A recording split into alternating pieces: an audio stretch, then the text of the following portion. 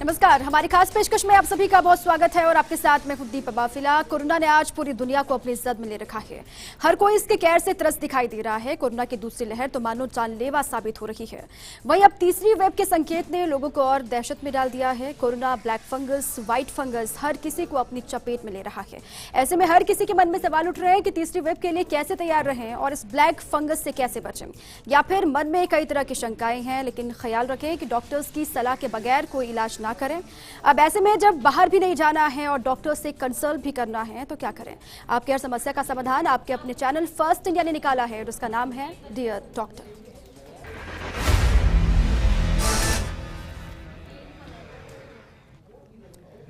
Dear doctor एक ऐसा programme है जो आपको घर बैठे प्रदेश के मशहूर डॉक्टर से रूबरू करवाएगा। अब आप सोच रहे होंगे कि आप कैसे हमारे साथ बैठे डॉक्टर से बात कर सकते हैं, तो आपको एक छोटा सा काम करना है और वो ये है कि आपको deardoctorfirst@gmail.com पर कोरोना और ब्लैक फंगस से जुड़ा अपना सवाल, नाम और जगह लिखकर भेजना है।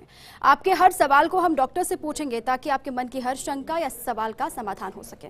तो शुरू करते हैं आज का सिलसिला और आज हमारे साथ खास मेहमान हैं doctor Satish Jain, ENT specialist हैं। डॉक्टर साहब बहुत स्वागत है आपका फर्स्ट इंडिया पर और वक्त निकालने के लिए बहुत बहुत शुक्रिया भी आपका। डॉक्टर सबसे पहले मेरा सवाल ये है कि ये ब्लैक फंगस कौन सी बला है, क्या है, इसको लेकर आप जरा स्पष्ट तरीके से समझाएं हमारे दर्शकों को, और ये कैसे अटैक कर सकता है? जी हाँ, थैंक यू वेरी मच। सबसे पहले ये ब्लैक फंगस एक इन्फेक्शन है, ये पहले भी होता है और ये खासकर उन लोगों को पकड़ता है जिन लोगों की इम्यूनिटी कम होती है, जिनकी रोग से लड़ने की क्षमता कम होती है। अभी कोरोना के समय लोगों की कोरोना एक ऐसी बीमारी है जो लोगों को रोग से लड़ने की क्षमता कम करती है जी। ऐसे में जिन लोगों की रोग प्रतिरोधक क्षमता पहले से ही कम हो, जैसे किसी को डायबिटीज हो तो और ज्यादा पकड़ लेती है। नॉट ओनली डायबिटीज सबसे कॉमन है। जैसे किसी को कैंसर की बीमारी हो, किसी को कोई अंग ट्रांसप्लांट हुआ हो, जैसे उन लोगों को इम्यूनिटी कम रहती है। ऐसे में कोविड के कारण और इम्यूनिटी कम हो गई, तो ये दोनों चीजें मिलकर लोगों के लिए एक बड़ी परेशानी बन गई और ये फंगल का इन्फेक्शन डेवलप हो गया।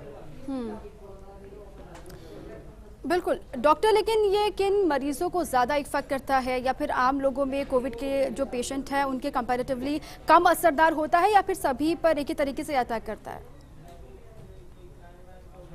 जैसा मैंने कहा है, जिन लोगों की इम्यूनिटी कम होती है, कोविड के कारण इम्यूनिटी कम हुई, फिर जो डायबिटिक है जिनकी इम्यूनिटी पहले से कम है उनको ज्यादा असर हुआ।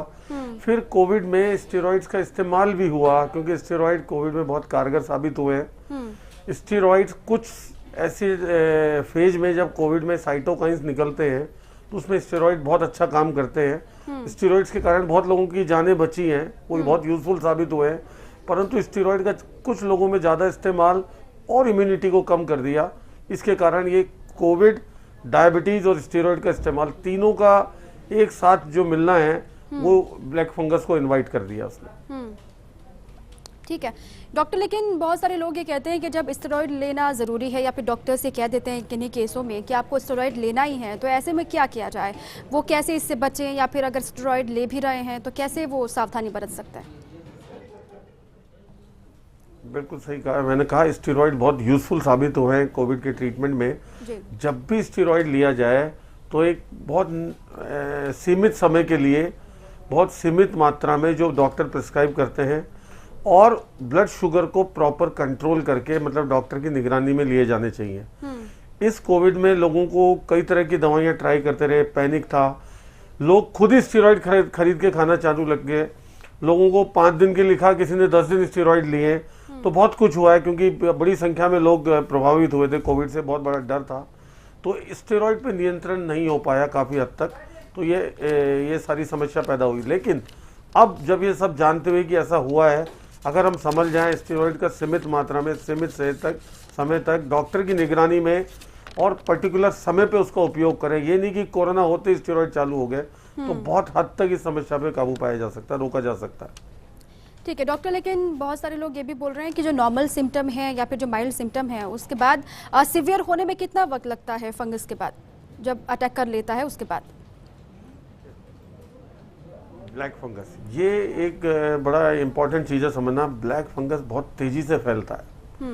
ये इन्फेक्शन एक घातक इन्फेक्शन है और इलाज नहीं मिले तो ये बहुत बड़ा जानलेवा है। मतलब ये मान लो अगर इसका इलाज नहीं मिला तो जान लेना निश्चित है। इसलिए इसको जितना जल्दी अवस्था में इलाज किया जाए उतना अच्छा है। बहुत तेजी से आदमी को अंधा कर देता है, बहुत तेजी से दिमाग में फैल जाता है। इसलिए ये कोरोना की तरह नहीं है, धीरे धीरे चल रहा है, ये बहुत तेजी से फैलता है। इसलिए इसके इलाज में बिल्कुल भी कोताही जानलेवा हो सकती है, जरा सी भी कोताही जानलेवा हो सकती है।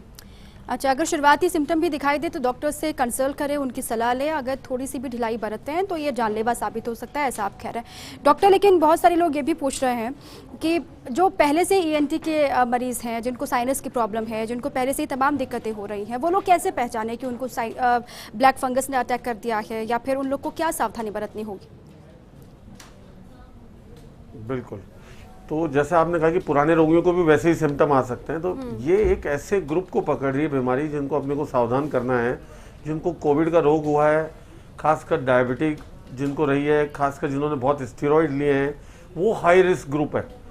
ऐसे हाई रिस्क ग्रुप में ऐसे नए सिम्टम आना, शुरुआती लक्षण आना, जैसे नाक एकदम सुन्न रहने लग गया, जबड़ा सुन्न रहने लग गया, स्वेलिंग आने लगी, नाक में सूजन आ गई है, नाक से कुछ काला या लाल सा पानी निकल रहा है, डिस्चार्ज आ रहा है, काले निशान हो गए नाक पे, तालवे पे, ये ऐसे नए सिम्टम है। पुराने रोगियों में भी अगर ये ऐसे नए सिम्टम आए तो उनको बहुत गंभीरता से लेना चाहिए और एक बार चेक करा लेना चाहिए। ठीक है डॉक्टर, ऐसे में कहा जा रहा है कि MRI करने के बाद बहुत हद तक जो ब्लैक फंगस है उसके बारे में जानकारी मिल रही है, लेकिन कई लोगों में धारणा ये भी है कि MRI के बावजूद भी उनको ब्लैक फंगस की पुष्टि नहीं होती है। तो ऐसे में वो घर पर रहकर भी कैसे पता लगा सकते हैं? क्योंकि नॉर्मल दर्द होना, नाक बहना, सर दर्द होना या फिर आंखों में रेडनेस होना, ये तो उसके लक्षण हैं, लेकिन उसके बावजूद भी कई लोगों में ये भी कन्फ्यूज़न होता है कि वो डॉक्टर के पास जाएँ, अगर वहाँ जाते हैं MRI करते हैं उसके बावजूद भी नहीं पता चलता, तो फिर ऐसी स्थिति में क्या करें? बहुत इम्पोर्टेंट जांच है। देखिए, पहले डॉक्टर देखेंगे, वो नाक को देखेंगे, दूरबीन से देखेंगे, पहचान में आ जाता है ब्लैक फंगस के कई लक्षण नाक में हैं। अगर डाउट होता है तो MRI की जरूरत पड़ती है। हर रोगी में हर सिम्टम पे MRI की जरूरत नहीं होती है। पहले नाक को डॉक्टर चेक करके एग्जामिन करते हैं, उनको एविडेंस दिखता है नाक में ब्लैक फंगस हो सकता है, तब MRI की जरूरत होती है। MRI में कुछ ऐसे स्पष्ट साइंस होते हैं जिनसे काफ़ी हद तक आइडिया लग जाता है कि ये ब्लैक फंगस का इन्फेक्शन है। नॉट ओनली ये आइडिया लग जाता है, ये भी पता लग जाता है किस स्टेज में, कहाँ कहाँ फैल चुका है, क्या अगर उसको इलाज की ज़रूरत पड़ेगी तो ऑपरेशन में क्या क्या चीज़ें हटानी पड़ेंगी, ये भी पता लग जाता है कि जितना फैला हो उसके हिसाब से ठीक होने के कितना चांस है। तो MRI एक बहुत यूजफुल जाँच है, पर वो डॉक्टर की सलाह पे और नाक को चेक कराने के बाद ही कराने की ज़रूरत होती है। ठीक है, हर केस में MRI की आवश्यकता नहीं होती। आपने भी कहा कि अगर कोई डाउट होता है, कन्फ्यूजन की स्थिति होती है तो ही डॉक्टर MRI करने के लिए कहते भी हैं, हर केस में ऐसा नहीं होता। डॉक्टर, अब जो ब्लैक फंगस है, अब एक और फंगस भी सामने है, वाइट फंगस, इसमें और ब्लैक फंगस में कितना अंतर है? दोनों के मरीजों को क्या सावधानी अलग अलग बरतनी होगी, या फिर दोनों के जो सावधानियाँ हैं, जो उपाय हैं, वो दोनों के लिए सेम है?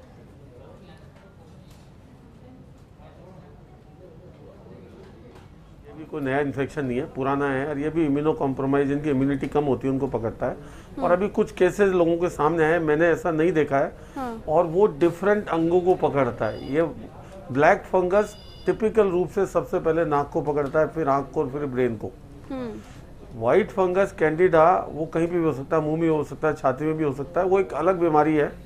और वो कोई अभी कोविड से उसका कोई रिलेशन ऐसा नजर नहीं आया है, उसके बहुत ज़्यादा केसेस नहीं आए हैं, या उसका ऐसा जानलेवा साबित नहीं हुआ है, तो अभी ऐसा कोई चिंताजनक मामला नहीं आया उसका। डॉक्टर, एक कामिनी शर्मा है, व्यूवर हमारे, वो आपसे सवाल ये कर रहे हैं कि वो कोविड से पॉजिटिव हुए थे, वो ठीक भी हो चुके हैं, रिकवर किए हुए काफ़ी वक्त उनको हो गया, लेकिन उसके बावजूद उनको सर दर्द की परेशानी भी हो रही है, थोड़ी सी नाक में दिक्कत भी है। तो ऐसे में क्या डॉक्टर के पास वो जाएं, कंसल्ट करें ब्लैक फंगस को लेकर?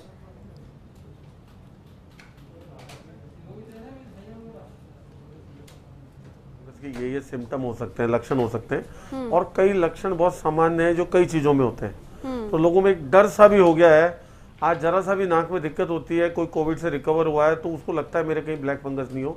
तो हमारे पास ऐसे भी बहुत लोग हैं जिनको बहुत शक है, बहुत डर है कि कहीं ब्लैक फंगस नहीं हो गया हो। तो अगर आपको डर है, शक है, तो आप चेक करा सकते हैं। पर ये एक ऐसे टिपिकल साइन है जो आपके डर से नहीं, अगर होगा तो डेफिनेटली सिम्टम आएंगे। अगर आपका नाक सूख रहा है, नाक बंद हो रहा है, सुन्न हो गया और स्वेलिंग आ गई, तो ये ऐसे बहुत ऐसे लक्षण हैं जिनकी काफ़ी संभावना होती है कि ब्लैक फंगस हो। पर हर छोटे छोटे लक्षण पे कि सिर में दर्द हो रहा है या नाक में कुछ डाउट है, जनरली ब्लैक फंगस नहीं होता है। फिर भी अगर ज़्यादा शक हो तो एक बार डॉक्टर को चेक करा लेना चाहिए। ठीक है डॉक्टर, एक सवाल ये भी है कि इससे बचने के लिए जो उपाय बताए जा रहे हैं उस पर कितना वो भरोसा करें। ये कह रहे दामोदर वर्मा है, उनका सवाल ये है कि तमाम तरह की अफवाहें भी चल रही हैं सोशल मीडिया पर, और नॉर्मल जो लक्षण सर्दी जुकाम में होते हैं या फिर नाक बहना, सर दर्द होना, ये उनको पहले से भी होता आ रहा है। अब ऐसे में उनको डर ये है कि उनको वाकई में ब्लैक फंगस हुआ है, या फिर डॉक्टर के पास जाते हैं, हो सकता है कि वहाँ पर जो पहले से सिम्टम है उसको ही ब्लैक फंगस बता दिया जाए। ऐसे में इनको क्या करना चाहिए? तो पहली बात, जागरूक जिस तरह लोग हो रहे थे एक अच्छी निशानी है। क्यों निशानी अच्छी? क्योंकि अगर इसी अवस्था में रोग को पकड़ लिया जाए, जब नाक को पकड़ा है, तो उसके बेस्ट रिजल्ट होते हैं, बजाय वो आँख को फैल जाए और दिमाग को फैल जाए, तब जान बचाना बहुत मुश्किल हो जाता है। सो जागरूक होना बहुत अच्छी बात है, लेकिन इसका मतलब ये नहीं है कि हर सिम्टम को ब्लैक फंगस माना जाए। जैसा आपने कहा कि जिनको पहले से ही बीमारी है नाक की, उनको नाक को जो पहले से सिम्टम आते रहे हैं, अगर ऐसे लोगों को ब्लैक फंगस होगा तो कुछ एडिशनल, कुछ अलग सिम्टम साथ में आएंगे, उसके लिए उनको चौकन्ना रहना होगा।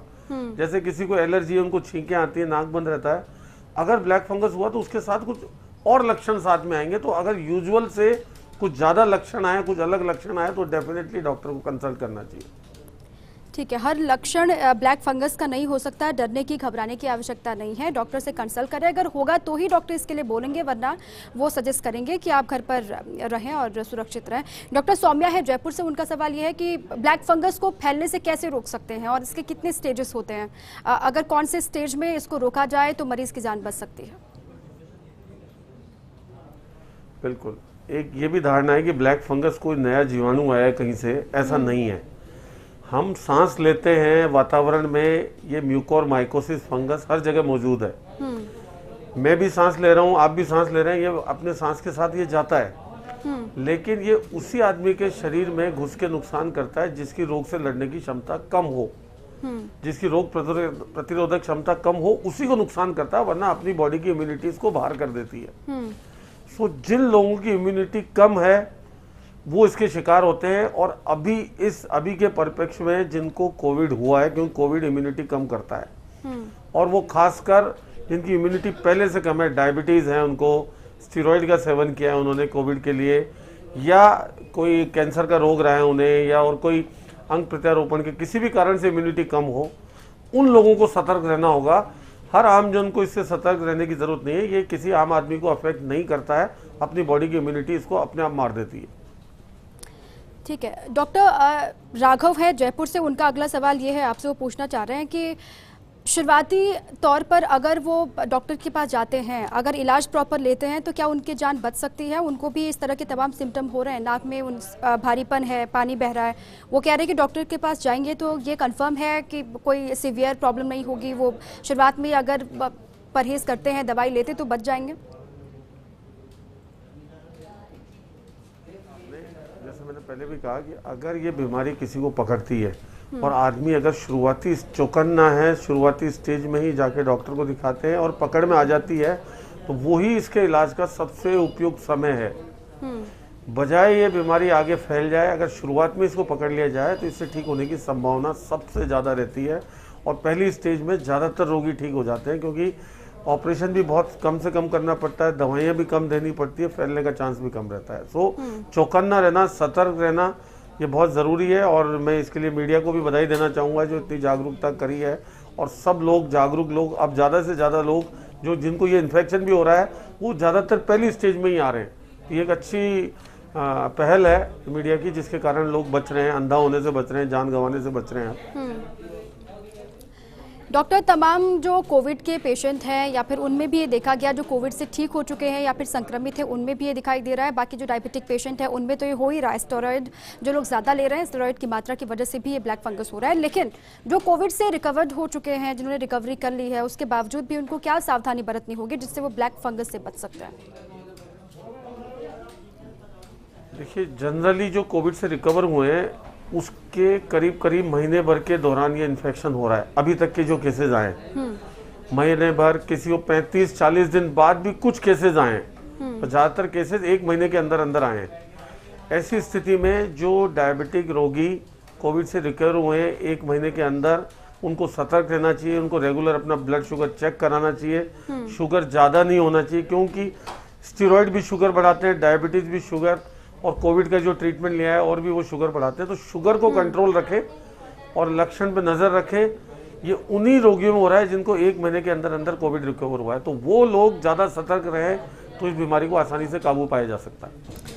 बिल्कुल डॉक्टर, ये तो क्योंकि शहरों में तो फिर भी लोग जागरूक हैं, लोगों को पता है कि कब डॉक्टर के पास जाना है, कब उनसे कंसल्ट करना है, लेकिन ग्रामीण इलाकों में लोगों में डर है, क्योंकि ये कहा गया कि मिट्टी में भी ये फंगस होता है, हवा में भी ये हो सकता है, और साथ ही जो फल सब्जियां सड़ जाती है उसमें भी इसका संकट रहता है कि हो सकता है वहाँ से भी उनको ब्लैक फंगस हो।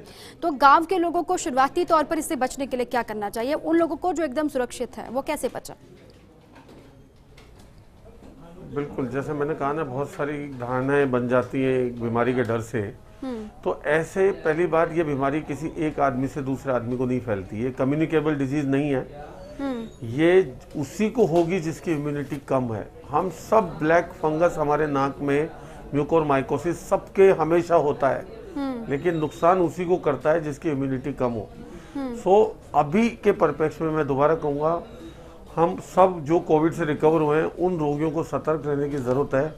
उनको ज़्यादा से ज़्यादा अपने ब्लड शुगर पर ध्यान देना है, वो कंट्रोल रखने की ज़रूरत है। अगर लोग ब्लड शुगर कंट्रोल रखते हैं तो काफ़ी हद तक इससे बचा जा सकता है। इसके लिए हमारी सरकार ने भी पहल करी है, और इसके तहत जो डोर टू डोर स्क्रीनिंग का भी एक प्रोग्राम बनाया गया है सरकार की तरफ से। तो जो 1 महीने में कोविड से रिकवर हुए हैं उनकी door to door blood sugar जांच का एक बहुत बड़ा अभियान चलाया जा रहा है अब, जिससे ज़्यादा से ज़्यादा लोगों को कम से कम स्टेज में पकड़ा जा सके। डॉक्टर अर्पित जी हैं, उनका सवाल ये है कि ब्लैक फंगस क्या बच्चों को भी प्रभावित कर सकता है, उन पर भी अटैक कर सकता है? अगर बच्चों पर ये अटैक कर सकता है तो उनको कैसे बचा सकते हैं? क्योंकि बड़ों का इम्यून लेवल तो ज़्यादा होगा, या फिर बड़ों में इसके सिम्टम जो दिखाई दे रहे हैं क्या वैसे ही बच्चों में भी दिखाई दे सकते हैं, या फिर कुछ अलग होगा? बिल्कुल, आपका सवाल बहुत उचित है, लेकिन एक अच्छी सुकून की बात यह है कि बच्चों में ऐसे केसेस नहीं आ रहे हैं। बहुत रेयरली ये बच्चों को पकड़ता है, क्योंकि बच्चों की इम्यूनिटी जनरली स्ट्रांग होती है। बच्चे जनरली डायबिटिक नहीं होते हैं, इम्यूनिटी लेवल बच्चों का बड़ों के मुकाबले बहुत ज़्यादा रहता है। और बच्चों में इसीलिए कोविड का इन्फेक्शन भी बहुत कम हुआ है, या हुआ है तो बहुत साधारण हुआ है, क्योंकि कोविड बच्चों की इम्यूनिटी को डैमेज नहीं कर पाया है। ऐसे में बच्चों को ब्लैक फंगस का इन्फेक्शन भी होना बहुत रेयर बात है, तो ये एक सुकून की बात है, घबराने की जरूरत नहीं है। बच्चों में जनरली ये इन्फेक्शन नहीं होता है। डॉक्टर, आप भी लगातार क्योंकि ENT हॉस्पिटल है वहाँ पर भी मरीज आ रहे होंगे, सबसे ज़्यादा जो पेशेंट आ रहे हैं ब्लैक फंगस के, उनमें कोई उम्र सीमा है क्या? अलग अलग उम्र के लोगों में ज़्यादा दिखाई दे रहा है, यूथ में या फिर बुजुर्गों में? जो आयु है वो कितनी है अधिकतर जो ब्लैक फंगस के पेशेंट हैं?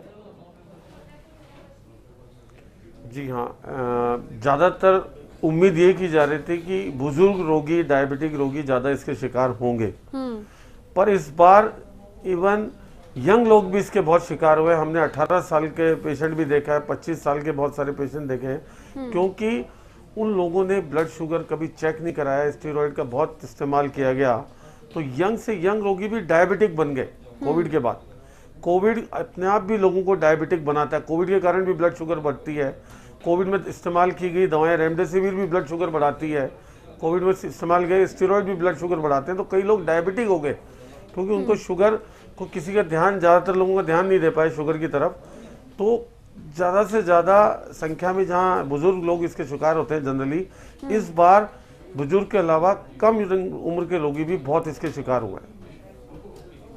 अच्छा, बुजुर्गों में ज़्यादा ये देखा जा रहा है, लेकिन अभी जो यूथ है उनमें भी शुगर लेवल ज़्यादा है, वो भी डायबिटिक के मरीज़ हैं, ऐसे में उनको भी तमाम तरह की परेशानियों का सामना करना पड़ रहा है। डॉक्टर, अब एक धारणा है, सोशल मीडिया पर भी लगातार लोग ये सवाल पूछ रहे हैं कि सिर्फ नाक के माध्यम से ही ब्लैक फंगस एंटर करता है बॉडी में, या फिर और भी पार्ट्स हैं जहाँ से वो एंटर कर सकता है, या फिर वहाँ से भी वो आगे आपको मरीज़ बना सकता है, पेशेंट बना सकता है? जी हाँ, ब्लैक फंगस जैसे मैंने बताया नाक के माध्यम से जाता है, सबसे कॉमन रास्ता है। ये कहीं भी पकड़ सकता है। आपके शरीर पे घाव है, इम्यूनिटी कम है, तो उस घाव में भी ब्लैक फंगस का इन्फेक्शन फैल सकता है। सांस के रास्ते भी ये फेफड़ों में ब्लैक फंगस का इन्फेक्शन फैल जाता है और वो बहुत ज़्यादा घातक होता है। सो हो कहीं पे भी सकता है ये, बट सबसे कॉमन नाक में ही होता है। फेफड़ों में भी सेकंड नंबर फेफड़ों में होता है, और फेफड़ों के ब्लैक फंगस होना बहुत मुश्किल इलाज है उसका, इसलिए। और वो खासकर उन रोगियों में होता है जिनका बहुत ही ज़्यादा क्रिटिकल हो, आईसीयू में भर्ती रहे हों, तो वहाँ फेफड़ों में संक्रमण फैलने का डर उन लोगों में ज़्यादा रहता है। पर इन जनरल आम लोगों में ये नाक के रास्ते ही जाता है और फिर आंख और दिमाग को पहुँचता है। ठीक है डॉक्टर, एक छोटी सी गलती वो क्या हो सकती है जो बहुत भारी पड़ सकती है, क्योंकि लोग सब कुछ जानने के बावजूद भी जब उनको लग रहा है कि माइल्ड सिम्टम है फिर भी डॉक्टर के पास नहीं जाते हैं। ऐसे में वो कौन सी गलती हो सकती है जो भारी पड़ सकती है, वो कोविड के पेशेंट हो, डायबिटिक के पेशेंट हो, या फिर आम लोग हो उनके लिए?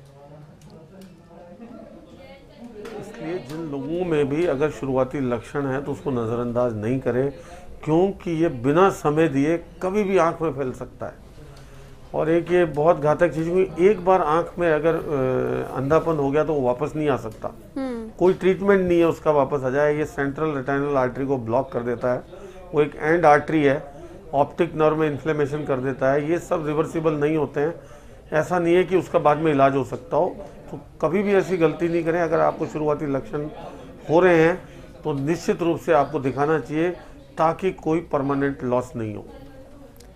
चलिए, बहुत शुक्रिया डॉक्टर आपका फर्स्ट इंडिया से बातचीत करने के लिए भी, अपना कीमती वक्त निकालने के लिए भी, आप सटीक जानकारी साझा करने के लिए बहुत बहुत शुक्रिया। क्योंकि लगातार वो चाहे कोविड हो, ब्लैक फंगस हो, व्हाइट फंगस हो, सभी को लेकर डॉक्टर एक आम सी चीज़ कह रहे हैं, वो ये कि आपको सावधानी बरतनी है, जागरूक होना है, डरना नहीं है। बाकी अगर माइल्ड सिम्टम भी दिखाई देते हैं तो डॉक्टर से कंसल्ट करना है, बिल्कुल भी लापरवाही नहीं बरतनी। ये तभी ज़्यादा हानिकारक हो सकता है या फिर खतरनाक हो सकता है जब आप लापरवाही बहुत ज़्यादा बरतते हैं या फिर ध्यान नहीं देते। चलिए, इसी के साथ ही हमारी खास पेशकश में अभी के लिए बस इतना ही। आप रहिए फर्स्ट इंडिया के साथ। नमस्कार।